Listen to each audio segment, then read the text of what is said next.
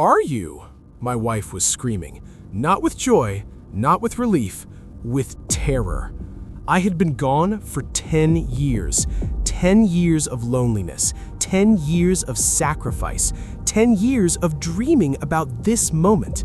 But when I walked through my own front door, she backed away from me like I was a monster. "Get out of my house!" she screamed. "Who sent you? Why do you look like him?" I didn't understand. I was him. I was her husband. Then I heard footsteps behind me. Heavy, familiar, exactly like mine. I turned around, and I saw my own face staring back at me. Same eyes, same scar above the left eyebrow, same crooked smile. He put his arm around my wife, and he said 5 words that made my blood freeze. "You're late by 10 years. This is the story of the man who came home to find himself already living there. Welcome back to the Untold Stories. The airport in Denver was quiet at midnight, but I didn't mind. After 10 years working on oil rigs in the Middle East, 10 years of desert heat and 12-hour shifts and cramped quarters with roughnecks from all over the world, the cold mountain air of Colorado felt like a blessing. My name was Michael Edwards. I'm 42 years old, and today, for the first time in a decade, I was about to see my wife. I had told no one I was coming. Not Sarah, not my mother, not my younger brother David. I wanted it to be a surprise. I wanted to see the look on Sarah's face when she opened the door and found me standing there. 10 years. It sounds like a number until you live it, until you miss your father's funeral because your company refuses to let you leave during peak drilling season, until you spend Christmas alone in a trailer in the Saudi desert, staring at a photograph of a woman you haven't touched in 3 years, until you send money home every month, watching the numbers grow in an account you cannot access, building a life you cannot live. I did it for her, for us, for the future we had planned. When I left Colorado in 2014, Sarah and I had been married for only 2 years. We had nothing. A rented apartment above a laundromat, a beat-up Honda Civic with 200,000 miles on it, dreams that felt too big for our bank account. "Go," she had said, holding my face in her hands. "Go and build our future. I'll wait for you, however long it takes." And I believed her. For 10 years, I believed her. I rented a car at the airport and drove toward Grand Junction. The highway was empty. Snow-capped mountains rose in the distance, silver under the moonlight. The radio played old country songs about coming home. I had built a house. 4 bedrooms, 2-car garage, wraparound porch with a view of the valley. I had sent the money, and Sarah had supervised the construction. She sent me photos every step of the way, the foundation being poured, the frame going up, the roof being shingled, the final coat of paint. "Our dream home," she had written, "waiting for you to fill it." Now I was finally going to walk through its doors. The GPS led me down a quiet road outside of town, the kind of neighborhood I'd always dreamed about. Big lots, old trees, neighbors far enough away to give you privacy but close enough to wave at on Sunday mornings. And there it was. My house. Our house. It was more beautiful than the photos. A craftsman-style home with cedar siding and stone accents, a massive oak tree in the front yard, Christmas lights still twinkling along the roofline even though it was mid-January. I parked on the street and just sat there for a moment, looking at it. Tears burned my eyes. 10 years of sacrifice, 10 years of loneliness, and here it was, proof that it was all worth it. I got out of the car and walked toward the front porch, and then I noticed something strange. A pair of men's boots by the front door. Not old boots, nice ones. Brown leather, broken in but well-maintained. My size. My style. I frowned. Maybe a contractor was doing some work. Maybe... And then I heard it. Laughter. Sarah's laughter. The sound hit me like a punch to the chest. I knew that laugh. I had dreamed about that laugh for 10 years. The bright, musical giggle she only made when she was truly happy, when she was with me.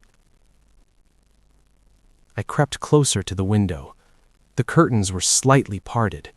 Warm light spilled out into the cold January night. I looked inside, and my entire world shattered. There was a man sitting on my couch, in my living room, in my house, and he looked exactly like me. Same face, same build, same way of sitting with one ankle crossed over the other knee, same scar above the left eyebrow, the one I got when I crashed my bike at age 8. Sarah was sitting next to him. Her head was on his shoulder. His arm was around her. A fire crackled in the fireplace. 2 glasses of wine sat on the coffee table. She looked happy, peaceful, loved. And she was calling him Bear. My nickname. The private name she only used for me, in our most intimate moments, when we were alone. A name nobody else in the world knew about. I couldn't breathe. I watched as the thing wearing my face leaned down and kissed her forehead. The exact way I always did. The exact spot, with the exact gentle pressure. She smiled and closed her eyes. "I love you," she murmured. "I love you more," he replied. In my voice, with my inflection, using the words I had said to her 1,000 times before I left. I stumbled backward off the porch, my vision blurred. My legs felt like they might give out. This wasn't possible. This couldn't be real. I was dreaming. I was hallucinating. The jet lag, the exhaustion, the stress of 23 hours of travel. No. No. I touched my own face. I felt my own heartbeat pounding against my ribs. I was real. I was here. I was standing in front of my own house. So who the hell was he? I don't remember deciding to enter the house. My body moved on its own. I walked up the porch steps, gripped the door handle, and pushed. It wasn't locked. Why would it be? He was already inside. The living room went silent. Sarah looked up from the couch. Her eyes met mine, and she screamed. Not the scream of a woman seeing her long-lost husband. Not joy, not relief. Terror. Pure, primal terror. Oh my God! She leaped off the couch, backing away from me until she hit the wall. Who are you? Who the hell are you? Sarah, it's me. It's Michael. I'm home. No! She grabbed a poker from beside the fireplace, holding it like a weapon. Stay back. Don't come any closer. I raised my hands. Sarah, please, baby, it's me. I came home to surprise you. My husband is right here. She pointed at the man on the couch. He's been here for 3 years. Who are you? Why do you look like him? The man stood up slowly. He didn't look surprised. He didn't look confused. He didn't look scared. He looked amused. He walked toward me, and it was like watching a mirror come to life. Every step, every gesture, every tiny movement, it was me. It was exactly me. He stopped 3 feet away and smiled. My smile on his face, in my house, next to my wife. You're late, he said calmly. I was beginning to think you'd never come. Who are you? What the hell are you? I'm Michael Edwards. He spread his hands casually. I'm an oil field engineer who spent 10 years working overseas. I built this house for my beautiful wife, Sarah. I came home 3 years ago to finally live the life I earned. He tilted his head, studying me with cold curiosity. The real question is, who are you? Sarah was crying now, shaking. She ran to him, to the impostor, and he pulled her against his chest protectively, stroking her hair. It's okay, sweetheart. I won't let him hurt you. I'm right here. This is insane, I shouted. Sarah, look at me. Look at me. I'm your husband. We got married in 2012 at that little chapel in Aspen. Your father walked you down the aisle even though he was on oxygen. Your mother made the cake herself because we couldn't afford a baker. We spent our honeymoon camping because we were broke. She stared at me with wide, terrified eyes. Then she looked at him. Michael, he knows things. Of course he knows things. The impostor's voice was soothing, reasonable.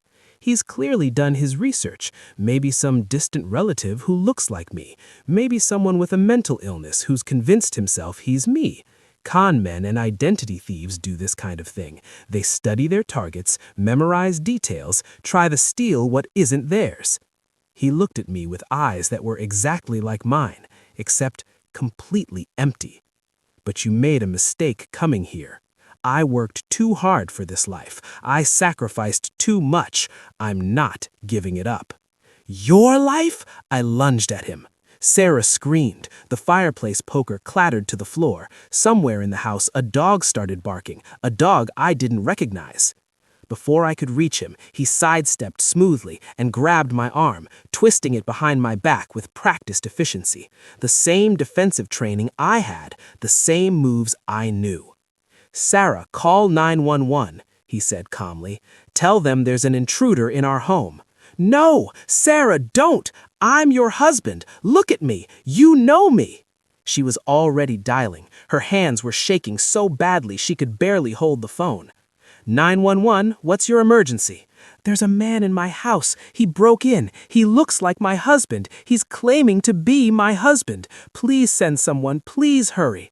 Ma'am, is your husband there with you now? Yes, he's here. He's holding the intruder. Help is on the way. Stay on the line. I fought against his grip, but he was strong, exactly as strong as me, because he was me.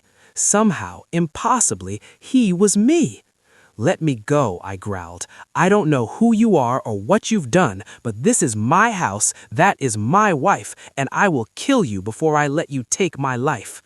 He leaned close to my ear. His breath was warm. His voice was a whisper meant only to me. You already took it, brother. 3 years ago. You just didn't know it yet. Brother? Before I could respond, red and blue lights flooded through the windows, sirens wailed, tires crunched on the gravel driveway. The door burst open. 2 sheriff's deputies rushed in, hands on their weapons. Everyone freeze! What's going on here? The impostor released me and stepped back, raising his hands calmly. Officers, thank God you're here. This man broke into my home. He's been threatening my wife, claiming to be me. He gestured at his own face, then at mine. Obviously, there's a resemblance. Maybe he's a distant relative I never knew about, but he's clearly disturbed and possibly dangerous. The deputies looked from him to me. Their eyes widened. Jesus Christ, one of them muttered. They're identical. I'm Michael Edwards. I've been working overseas for 10 years. I just came home tonight. This man is an imposter. He's stolen my identity, my house, my wife. He's lying, the impostor said smoothly. I've been living here for 3 years. I have documentation, tax records, bank statements. My wife can verify everything. Everyone looked at Sarah. She was still crying, still shaking. She looked at me with something that might have been doubt, might have been hope. Then she looked at him, and her face crumbled. That's my husband, she whispered, pointing at the impostor. I don't know who this other man is, but Michael has been home for 3 years. We've been rebuilding our marriage. We've been happy. The words hit me like bullets. Sarah, no, listen to me. Something is very wrong here. He's done something to you. Sir, I need you to calm down. The deputy stepped toward me. We're going to sort this out, but right now you need to come with us. I'm not going anywhere. This is my house.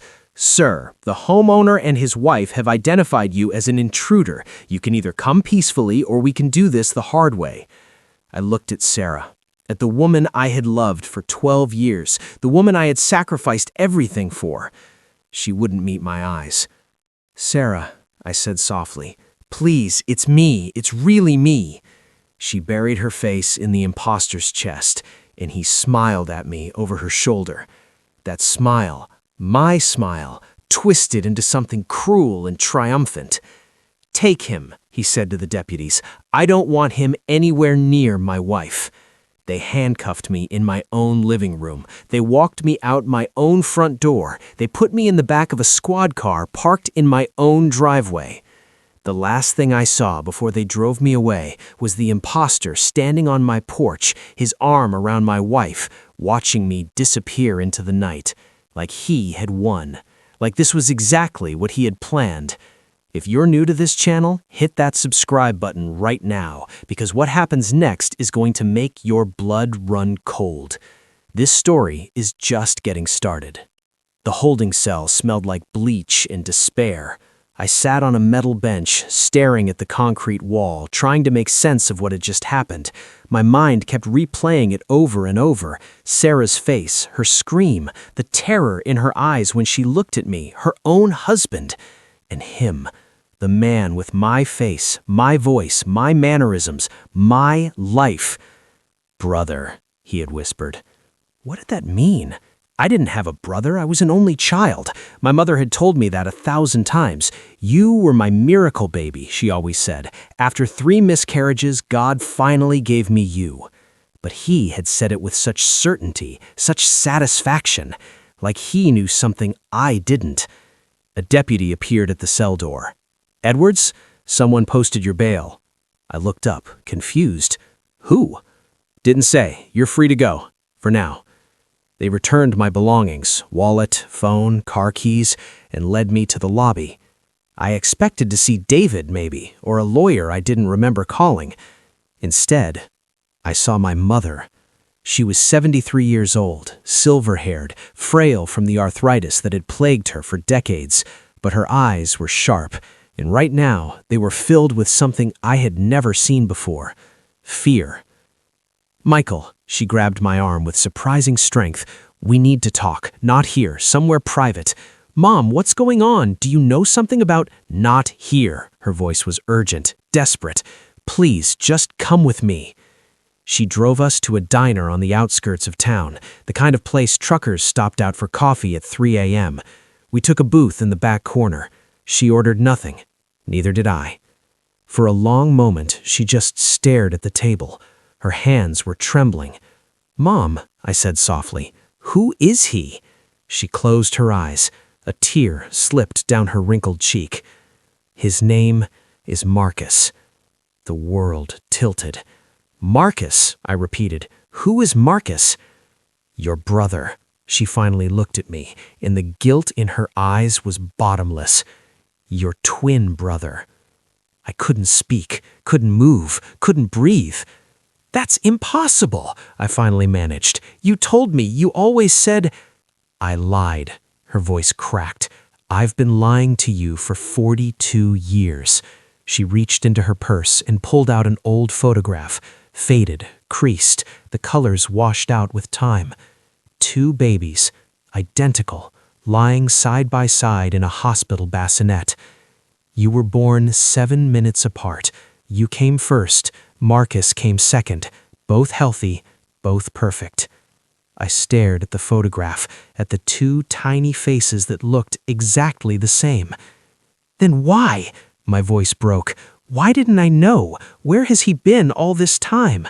My mother's face contorted with old pain. "Your father," she said bitterly.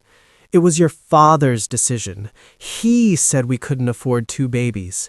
He said twins were bad luck. He was superstitious, your father. Believed all those old stories about twins being cursed." She wiped her eyes with a napkin. "He made me choose. He said we could only keep 1, and if I didn't choose, he would leave us both." "So you gave Marcus away?" "I gave him to my sister, Ellen. She lived in Montana back then. Couldn't have children of her own." She laughed bitterly. "I told myself it was the right thing, that he would have a good life, that he would never know the difference. But he found out. He found out." She nodded slowly. "Ellen told him when he was 18, on his birthday. She thought he deserved to know the truth. She reached across the table and gripped my hand. Michael, I'm so sorry. I should have told you. I should have found a way to keep you both. But I was young and scared, and your father... Dad knew? The realization hit me like a truck. All those years, he knew I had a brother, and he never said a word? He made me promise, made me swear on my life that I would never tell you. She was sobbing now. And after he died, I thought it was too late. I thought Marcus had moved on with his life. I thought you would never have to know. But Marcus didn't move on? No, she shook her head. He didn't. I pulled my hand away. My mind was racing, trying to piece together a puzzle that had been hidden from me for my entire life. How long have you known he was here, in Colorado? She wouldn't meet my eyes. Mom, how long? 3 years. Her voice was barely a whisper. He came to see me right after he arrived. He told me what he was going to do. He told me he was going to take everything you had. The words didn't make sense. They couldn't make sense. You knew? I stood up so fast the table shook. You knew he was going to steal my life, my wife, my house, and you didn't warn me? You didn't tell Sarah? He threatened me, Michael. She looked up at me with desperate eyes. He said if I told anyone, you, Sarah, anyone, he would tell the whole world what I did. He would destroy our family's reputation. He would make sure everyone knew that I abandoned my own child. So you let him take everything from me to protect yourself?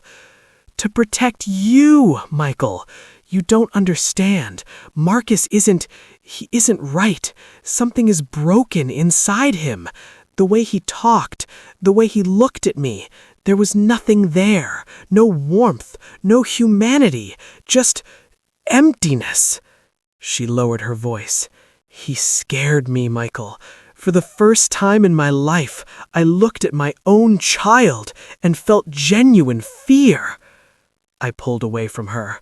I couldn't stand to be near her. This woman who had raised me, who I had loved and trusted my entire life. She had been lying to me since the day I was born. Where is he now? I asked coldly. Where has he been for the past 40 years? I don't know everything.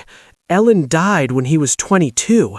After that, he drifted, got into trouble, spent some time in prison, I think, for fraud, identity theft. She laughed bitterly. I suppose that's ironic now. It's not ironic. It's a pattern. I grabbed my jacket from the booth. He's been practicing, learning, perfecting his technique. And then he found out about me, his twin brother with a wife, a house, and a life worth stealing. Michael, where are you going? To get my life back. You can't. She stood up, knocking over her water glass. Michael, please. He's dangerous. Whatever you're planning... What I'm planning is to prove who I am. I have documentation too. Birth certificate, social security card, work records for the past 10 years.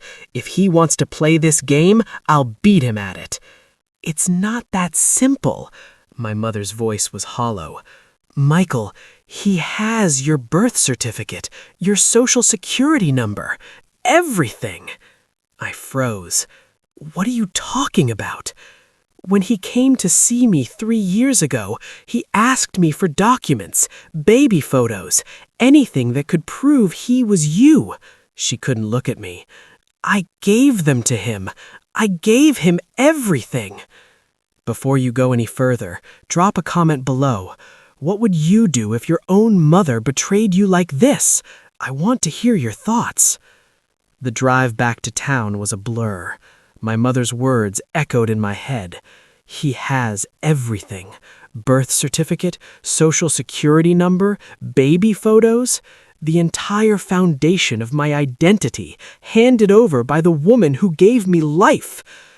I had nothing to prove who I was, and Marcus had everything to prove he was me. But there had to be something, some way to expose him, some piece of evidence he couldn't fake. Sarah. Sarah knew me better than anyone. We had spent 12 years together, intimate moments, private conversations, secrets that nobody else in the world knew. If I could just talk to her alone, without Marcus hovering over her, manipulating her, I could make her see the truth. I drove past my house. The lights were on. The car in the driveway, my car, the truck I had bought before I left, was parked in its usual spot. Everything looked normal, like I had never existed. I parked down the street and waited, watching, thinking. At 8 a.m., the front door opened. Marcus walked out, dressed in work clothes, my work clothes. He got into my truck and drove away, leaving Sarah alone. I waited 5 minutes to make sure he wasn't coming back. Then I walked up to my own front door and knocked. Footsteps inside, the sound of locks being turned. The door opened. Sarah stood there in her bathrobe, coffee mug in hand. Her hair was messy. Her eyes were tired. She looked exactly like she always did on lazy mornings. Soft, beautiful, mine. Then she saw my face. The coffee mug shattered on the floor. No, she backed away. No, you're supposed to be in jail. Sarah, please, I just want to talk. 5 minutes, that's all I'm asking. Stay away from me. She grabbed her phone from the hallway table. I'm calling the police. Sarah, listen to me. I stepped inside, hands raised. I'm not going to hurt you. I would never hurt you. You know that. Deep down, you know who I am. Her finger hovered over the screen. Tears streamed down her face. I don't know anything anymore. I don't know what's real. Then let me help you remember. I took a slow step toward her. Ask me anything. Anything only I would know. Something that couldn't be researched or faked. She stared at me, trembling. The night we got engaged, she said slowly. Where were we? The roof of your apartment building in Denver. It was snowing. We had snuck up there with a bottle of cheap wine because neither of us could afford a fancy restaurant. I got down on one knee and the ring fell through a crack in the roof. We spent an hour searching for it with our phone flashlights. Her breath caught. You found it in a pile of old leaves, I continued, and when you put it on, you said, it's perfect because it's imperfect. Her voice was barely audible. Just like us. Just like us. She was crying openly now. Her hand lowered the phone. Michael? It's me, Sarah. It's really me. I don't know who that man is or how he knows so much about our life, but I swear to you on everything we've ever shared, I am your husband. She looked at me with eyes full of confusion and hope and fear. But he knows things too, she whispered. He knows about the roof, about the ring, about our wedding night and our first apartment, and the miscarriage we never told anyone about. My blood went cold. He knows about the miscarriage? She nodded, tears falling. He held me when I cried about it. He said all the right things. He knew it was a girl. He knew we were going to name her Emma. How? I grabbed her shoulders. Sarah, how could he possibly know that? I don't know, she was sobbing. That's what I keep asking myself. If you're really Michael, how does he know everything? How is he so you? The answer came to me slowly, horribly. My letters, I said, the emails, the video calls. Sarah's eyes widened. For 10 years I told you everything, every thought, every memory, every secret. I wrote it all down because I was lonely and I missed you, and putting it in words made me feel closer to you. And he read them? Sarah breathed. He had access to your email, your accounts? He studied them like a textbook. I felt sick. He memorized our entire relationship, every intimate detail, every private moment. He turned our love into a script. Sarah's legs gave out. I caught her before she hit the floor. 3 years, she whimpered. I've been living with him for 3 years, sleeping with him, telling him I love him, and the whole time, She looked at me with horror in her eyes. "Michael, who have I been married to?" Before I could answer, the front door slammed open. Marcus stood in the doorway. His face, my face, was calm, but his eyes burned with cold fury. "Get away from my wife," he said quietly. Sarah scrambled backward. I stepped in front of her.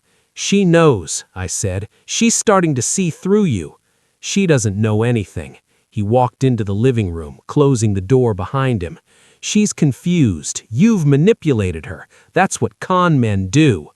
"I'm not the con man here. You are." "Really?" He smiled, that empty, terrifying smile. "Prove it." He reached into his pocket, pulled out a stack of documents, dropped them on the coffee table. Birth certificate, social security card, passport, marriage license, tax returns for the past 3 years. He spread them out like a poker hand. He looked at me with triumph in his eyes. "What do you have?" I had nothing. He knew I had nothing. He had made sure of it. "The truth," I said. "I have the truth." "The truth," he laughed. "The truth is whatever people believe, and right now everyone believes I'm Michael Edwards." He gestured at Sarah. "Even her. Deep down, even now, part of her still isn't sure. Are you, sweetheart?" Sarah was silent, shaking. "You want to know the difference between us, brother?" Marcus stepped closer. "You spent 10 years building a life from far away, sending money, writing letters, trusting that everything would be waiting for you when you got back." He leaned in until our faces were inches apart. "I spent 10 years learning how to become you. Every detail, every memory, every secret. And then I walked into your life and took it. Not because I needed the money, not because I wanted your wife." His eyes were empty, bottomless. "I did it because you got everything I should have had. The parents, the love, the normal childhood. And I got thrown away like garbage." He straightened up. "Now I have what you had, and you have nothing. Just like me." The sound of sirens cut through the silence. Blue and red lights flashed through the windows. Marcus smiled. "Right on time." He turned to Sarah. "I called them when I saw his car parked down the street. Told them the intruder was back, that he was threatening you." Sarah's face went pale. "Marcus, Michael, I don't—" "Shh." He walked over and put his arm around her. "It's okay, sweetheart. The police will handle this. You won't have to see him again." The door burst open. Deputies flooded in. And for the second time in 24 hours, I was handcuffed in my own living room while the man who stole my life watched with a smile. They didn't take me to the county jail this time. They took me to a psychiatric facility. "For evaluation," the deputy explained as they loaded me into the transport van. "The homeowner is concerned about your mental state, says you might be a danger to yourself or others." "I'm not crazy," I said for the 100th time. "He's the impostor. He's the one who—" "Sir, we've heard your story multiple times. Right now, all the evidence supports Mr. Edwards' version of events. Until we can sort this out, the court has ordered a 72-hour psychiatric hold." The doors slammed shut, and I realized, with horrifying clarity, just how perfectly Marcus had planned this. If I kept insisting I was Michael Edwards, I sounded delusional. A man claiming to be someone who already exists. Classic identity disorder, textbook psychosis. But if I stopped insisting, I was admitting defeat, accepting that he had won. Either way, I lost. The psychiatric facility was clean and quiet and felt like a prison painted in soothing colors. They gave me a room with a bed, a desk, and a window that didn't open. They took my shoelaces and my belt. They gave me paper slippers and a wristband with a name that wasn't mine. John Doe, pending identification. I wasn't even Michael Edwards anymore. I was nobody. The first night, I didn't sleep. I sat on the bed and stared at the ceiling, running through everything I knew. Marcus was my twin brother, separated at birth, raised by my aunt in Montana. He had spent his entire life in my shadow, or rather in the shadow of the life he should have had. He had found me somehow, studied me, learned everything about my life through my own words, my own letters, my own desperate attempts to stay connected to a wife I couldn't touch. And then he walked into my house and became me. But there had to be cracks in his story, had to be things he couldn't fake. I just needed to find them. The next morning, a psychiatrist came to evaluate me. Dr. Rebecca Martinez was in her 50s, with kind eyes and gray-streaked hair pulled back in a neat bun. She sat across from me with a notepad, her expression carefully neutral. "Michael, or would you prefer I call you something else?" "Michael is fine. It's my name." "Tell me, what happened, in your own words, from the beginning?" So I told her. Everything. The 10 years overseas, the surprise homecoming, the man with my face, my mother's confession, Sarah's confusion, the documents that proved I didn't exist. When I finished, Dr. Martinez was quiet for a long moment. "That's quite a story," she finally said. "It's not a story, it's the truth. I believe that you believe it's the truth." She leaned forward. "But I have to be honest with you, Michael. From a clinical perspective, what you're describing sounds like a very specific type of delusion, Capgras syndrome, the belief that someone close to you has been replaced by an identical impostor." "It's not a delusion. He is an impostor. He's my twin brother." "You said your mother confirmed this, but your mother also has a history of," she checked her notes, "anxiety and depression. She's been hospitalized twice for psychiatric episodes." I felt cold. That was decades ago. She's fine now. Is she? Or is it possible that she told you what you needed to hear? That she validated your delusion because she couldn't bear to see you suffering? No, she showed me a photograph. 2 babies, twins. She admitted everything. "Do you have this photograph?" I opened my mouth, closed it. No, I didn't have it. My mother had shown it to me, but I hadn't taken it. I had been too angry, too focused on confronting Marcus. "I can get it," I said. "I can prove." "Michael," Dr. Martinez's voice was gentle, "I want to help you, but I need you to consider the possibility that what you experienced wasn't real. That the stress of returning home after 10 years, combined with possible PTSD from working in a high-pressure environment, has caused a break with reality." "A break with reality?"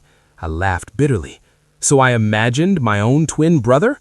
I imagined him living in my house, sleeping with my wife, stealing my identity?" The mind can create entire narratives, complete with sensory details and emotional experiences that feel completely real, but aren't. I stared at her. "You think I'm crazy? I think you need help." She stood up. "I'm recommending an extended evaluation period. 2 weeks, minimum. We'll run some tests, try some medications, see if we can get you stabilized." 2 weeks? I jumped to my feet. "In 2 weeks, he'll have solidified his position. He'll have convinced everyone. Michael, please sit down." "No!" I slammed my hands on the desk. "I need to get out of here. I need to prove who I am before it's too late." 2 orderlies appeared in the doorway, large men with calm expressions and hands ready to restrain. Dr. Martinez sighed. "I'm sorry, Michael. I really am." They sedated me after that. When I woke up, I was in a different room. Softer walls, no furniture except a mattress on the floor, a camera in the corner, watching. Isolation. I had played right into Marcus's hands. Every outburst, every desperate claim, every attempt to prove my identity, it all made me look more unstable, more dangerous, more crazy. He hadn't just stolen my life, he was erasing me completely. If you're enjoying this story, hit that like button right now. Trust me, you're gonna want to see how this ends. The 3rd day, I had a visitor.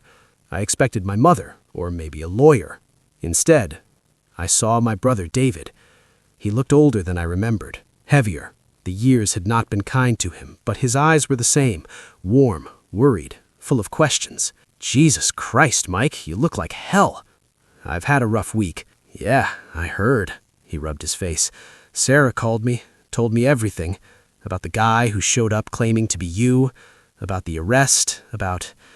He gestured vaguely at our surroundings. "Did she tell you she thinks I'm the impostor?" David was quiet for a moment. "She doesn't know what to think. Neither do I, honestly." He leaned forward. "Mike, level with me. Is there any chance at all that you're confused, that maybe the guy living with Sarah really is you, some version of you that came back earlier than you remember? David, I grabbed his hands. Look at me, really look at me. We grew up together. You know me better than almost anyone. Am I crazy? Am I delusional? Am I capable of making up a story this insane? David looked into my eyes for a long moment. No, he finally said. No, you're the most boringly sane person I know. That's why none of this makes sense. It makes perfect sense once you know the truth. I lowered my voice. David, I have a twin brother. His name is Marcus. Mom gave him away when we were born. She admitted it to me. David's face went pale. That's not possible. Mom would have told us. She was ashamed. Dad made her keep it secret, but it's true. There's a photograph. 2 babies, identical. Mike, I know it sounds insane, but you have to believe me. Marcus has been planning this for years. He studied my life, memorized every detail, and then walked into my house and took my place. And now he's trying to make everyone think I'm the imposter so he can keep everything he stole. David sat back, processing. Let's say I believe you, he said slowly. How do we prove it? How do we expose this guy? I've been thinking about that. I glanced at the camera in the corner, lowered my voice even further. There are things he can't fake. Medical records, dental records, DNA. DNA? David's eyes lit up. If he's really your twin, your DNA would be identical. That wouldn't help. Identical, but not exactly the same.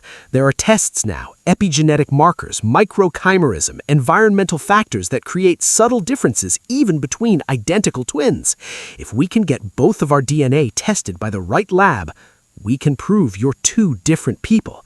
David nodded. Even if you're genetically identical, there would be evidence of different experiences, different environments, different exposures. Exactly. But how do we get his DNA? He's not going to voluntarily submit to a test. I smiled grimly. We don't ask him. We take it. David looked nervous. Mike, I'm not sure I like where this is going.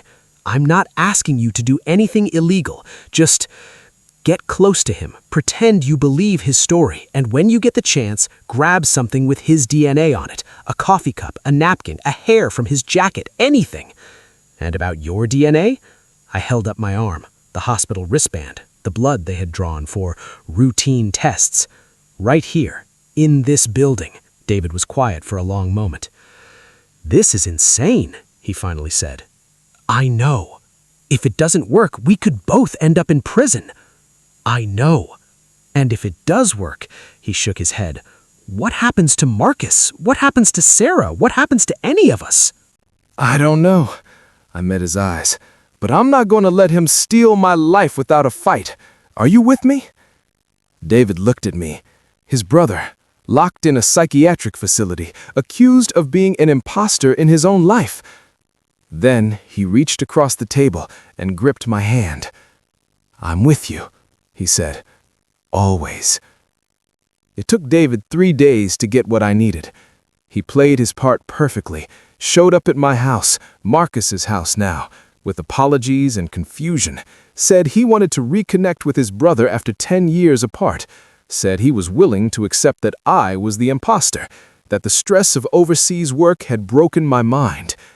Marcus welcomed him with open arms. Why wouldn't he? He had studied my life. He knew that David and I were close. Having David on his side would cement his position, eliminate another potential threat. What Marcus didn't know was that David was watching, waiting, looking for the perfect opportunity. It came on the 3rd night. Dinner at the house. Sarah, Marcus, David. Wine flowing, stories being shared. Marcus performing the role of the returned brother, the devoted husband, the grateful family man. And when Marcus excused himself to use the bathroom, David palmed his wine glass, wrapped it in a napkin, slipped it into his jacket pocket.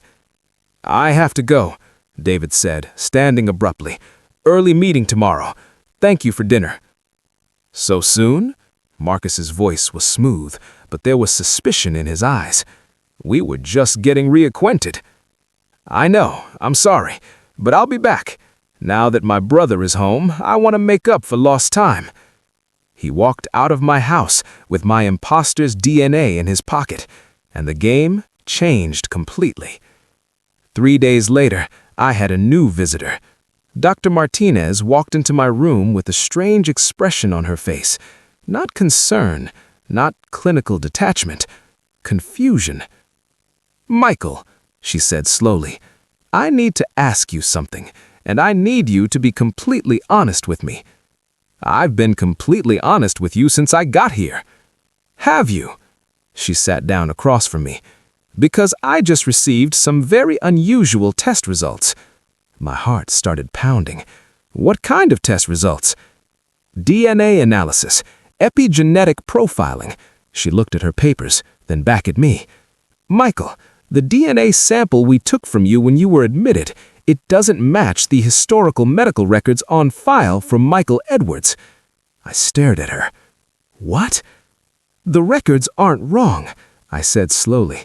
"I remember that physical. The doctor said I had a 1 in 10,000 genetic variant. He said I should get my heart checked every few years. So if you remember the physical, but you don't have the marker..." The truth hit us both at the same time.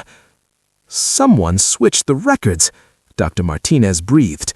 "Someone planted false medical history to make it look like the other man is the real Michael Edwards. Is the real Michael Edwards." I finished her sentence. "He's been planning this for years, laying the groundwork, falsifying documents, creating a trail of evidence that points to him and erases me." Dr. Martinez was pale. "My God," she whispered, "you're telling the truth." "I've been telling the truth since the moment I walked through that door. Now, will you help me prove it?" Dr. Martinez made 3 phone calls that afternoon. The first was to the hospital administrator, requesting an immediate review of my case. The second was to the county sheriff, informing them of potential evidence tampering. The third was to a forensic laboratory in Denver that specialized in advanced DNA analysis. Within 48 hours, I was released from the psychiatric facility. Not cleared, not exonerated, but released pending further investigation. David picked me up at the front entrance. His face was tight with worry. "The DNA results came back," he said as I climbed into his truck, "from the wine glass. And?" "You were right." He handed me a folder. "Epigenetic markers show 2 completely different life histories, different environmental exposures, different stress patterns, different everything." He shook his head. "You and Marcus are genetically identical, but your bodies tell totally different stories." I flipped through the report, pages of scientific data that proved what I knew all along. I was Michael Edwards, and Marcus was an impostor. "There's more," David said quietly. "I did some digging while you were locked up, called in some favors from a buddy who works in law enforcement." He handed me another folder. This one was thinner, but the contents were explosive. "Marcus James Edwards, born November 15th, 1982 in Helena, Montana, raised by Ellen and Robert Edwards until their deaths in 2004. Criminal record includes fraud, identity theft, and forgery. Served 4 years in Montana State Prison, released in 2015. I looked up at David. "He's been planning this since he got out of prison. Longer than that." David pointed to a section near the bottom. "Look at the notes from his parole officer. Marcus told him he was going to reclaim what was stolen from him. The officer thought he meant money or property, but he meant me." I closed the folder. "He meant my life." We drove in silence for a few miles.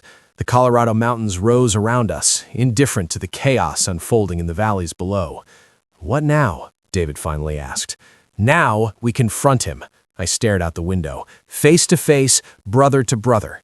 "Mike, that's dangerous. The guy's a convicted criminal. He's already stolen your identity, your wife, your house. Who knows what else he's capable of?" "I know exactly what he's capable of." I turned to look at David. "That's why I have to end this. Not the police, not the lawyers. Me. At least let me come with you." "No," I shook my head. "This is between me and him. It always has been. 42 years of lies and secrets and stolen lives. It ends today. David wanted to argue, I could see it in his face, but he knew me well enough to know that nothing would change my mind. I'll be parked down the street. If you're not out in 30 minutes, I'm calling the cops and coming in after you. Fair enough. He dropped me at the end of my street. The house looked the same as it had 2 weeks ago. Peaceful, beautiful, a dream made real through years of sacrifice. My dream, my sacrifice, and my wife trapped inside with a monster wearing my face. I walked up the driveway, my heart pounding. The front door was unlocked. I pushed it open and stepped inside. Marcus was waiting for me. He sat in the living room, in my favorite chair, a glass of whiskey in his hand. He didn't look surprised to see me. He looked satisfied. I wondered how long it would take, he said, calmly. You're more resourceful than I expected. Where's Sarah? Upstairs, sleeping. He swirled the whiskey. She's had a difficult few weeks, finding out her husband might not be her husband, questioning every memory, every moment, every touch. He smiled. It's exhausting not knowing what's real. She knows now. I stepped closer. I have proof, DNA evidence, criminal records, everything. Do you? He didn't seem concerned. And what exactly does that proof show? That we're twins? That I have a criminal record? That doesn't prove you're the real Michael Edwards. It just proves there are two of us. The epigenetic markers can be interpreted multiple ways. He stood up, setting down his glass. I've been living this life for 3 years, brother. I have tax returns, employment records, medical history, witness testimonies. I have a wife who until very recently would have sworn under oath that I was her husband. He walked toward me, and I saw my own face twisted into something cruel.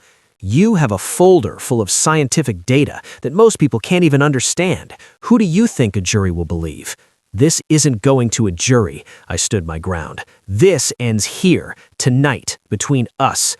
How poetic, the two brothers finally facing each other.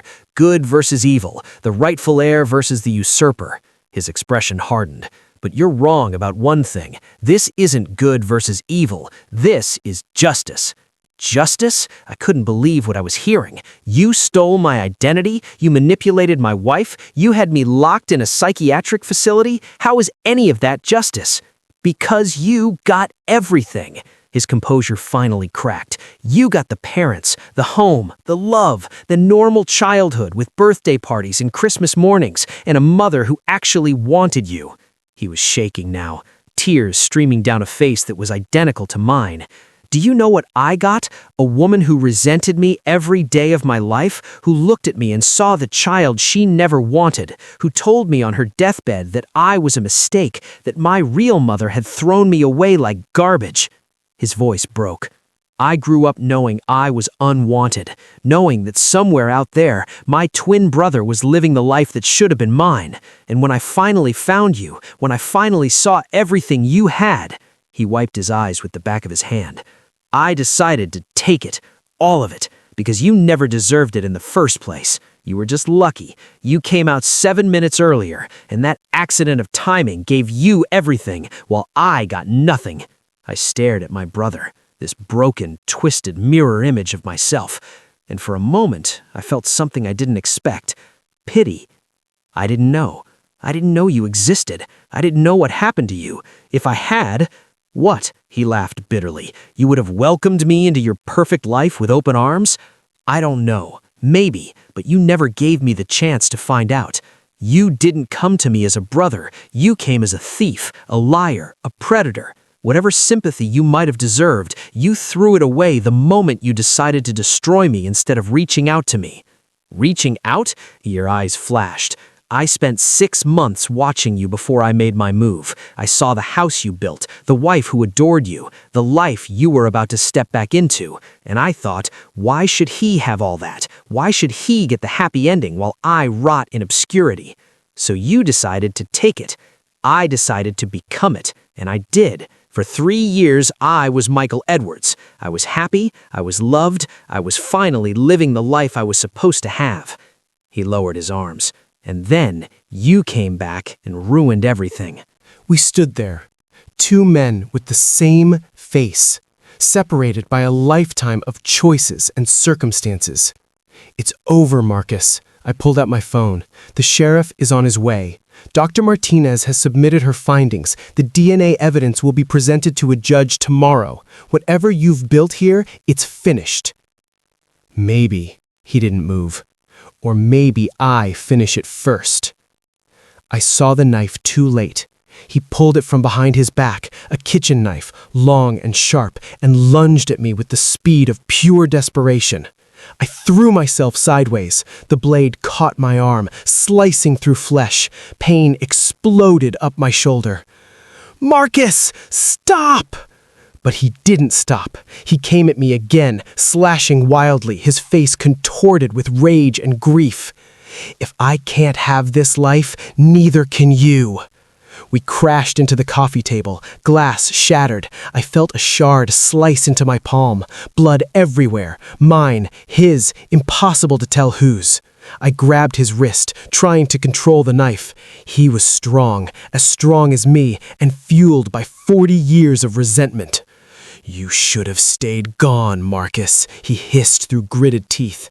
"You should have died over there. That's what I was counting on. Another year, maybe 2, and everyone would have forgotten the real Michael Edwards ever existed. But I didn't die. I twisted his wrist, and I'm not going to." The knife clattered to the floor. I punched him once, twice, felt his nose break under my knuckles. He stumbled backward, blood pouring down his face. "It's over," I screamed. "It's over, Marcus." He collapsed against the wall, sliding down to the floor. His eyes were glazed, defeated. "Michael?" I turned. Sarah stood at the bottom of the stairs. She was pale, shaking, staring at the destruction in her living room. 2 men who looked exactly alike. Blood on the walls, a knife on the floor. "Michael, what's happening?"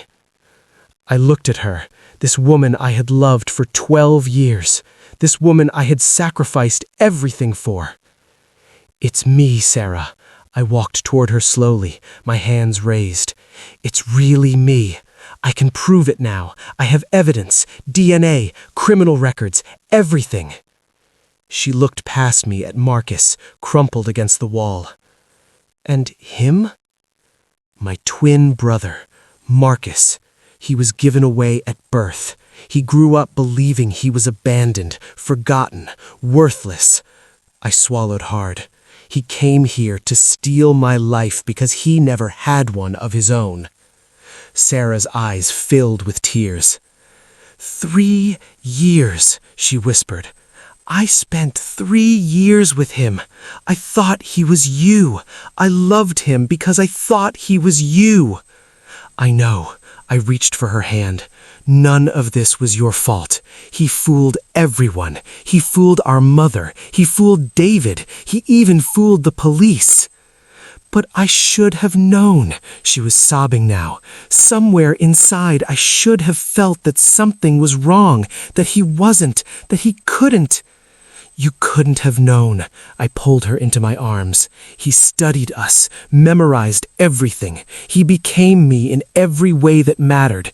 The only thing he couldn't fake was the truth." We held each other as sirens wailed in the distance. Red and blue lights flooded through the windows.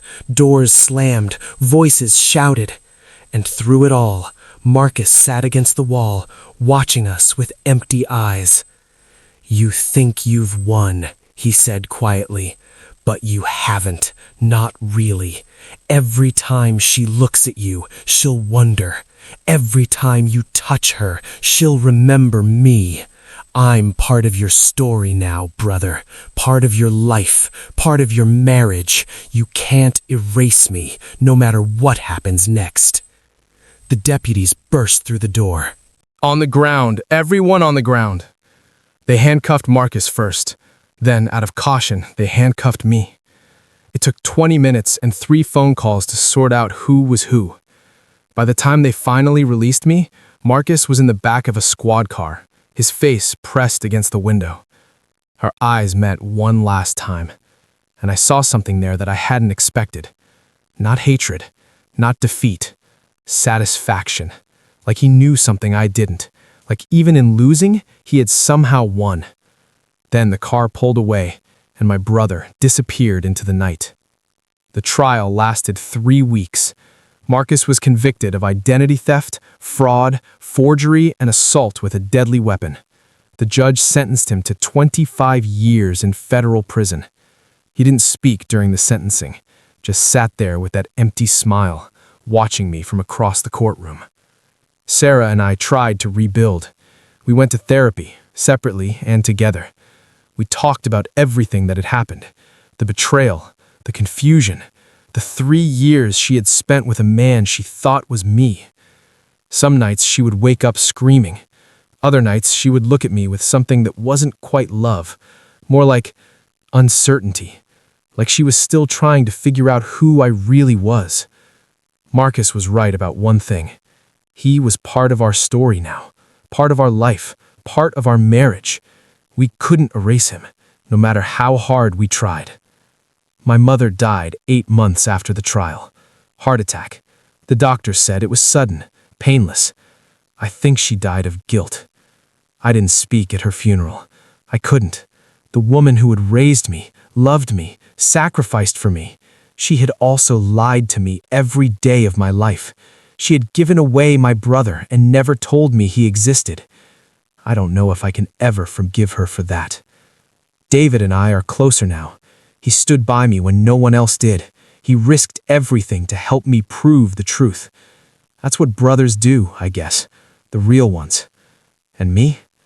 I'm still here. Still trying to reclaim the life that was stolen from me. Still trying to figure out who I am when someone else has been me for 3 years. Some days are better than others. Some days I look in the mirror and I see my own face staring back at me. And some days I see his. Here's what I learned from all of this. Identity isn't just a name on a piece of paper. It's not documents or records or DNA. It's the choices we make, the relationships we build, the moments that shape us into who we are.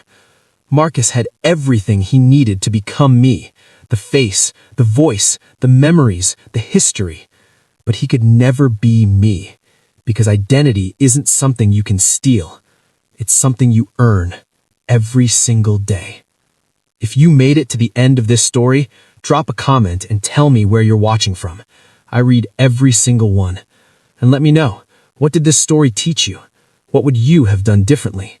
Before you go, hit that subscribe button and turn on notifications so you never miss another story from the Untold Stories channel. We post stories like this every week. Tales of betrayal, survival, redemption, and the darkness that hides behind ordinary lives. Because sometimes, the most terrifying monsters aren't strangers. They're family. Until next time, stay safe, stay vigilant, and remember, you never really know who's wearing the face of someone you love.